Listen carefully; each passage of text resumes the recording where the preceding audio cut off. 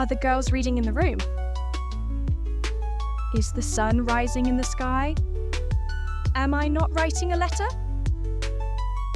Are you not going to school today? Why are you going there? Whose book is he reading now? What are you doing in the room? How many girls are taking part in the drama? How much milk is the child drinking? Who is beating your servant? The helping verb is/am/are is put in the beginning of the sentence. If a question word like what, where, when, why, etc.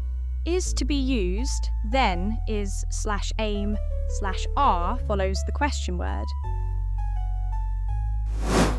With certain adjectival question words like how many, how much, whose, their relevant noun is also used before a/am/are.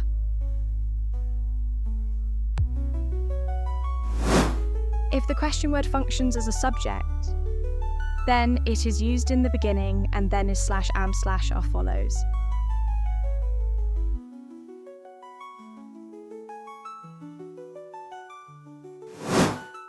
In negative, interrogative sentences, the word not is added just before the main verb, ing form.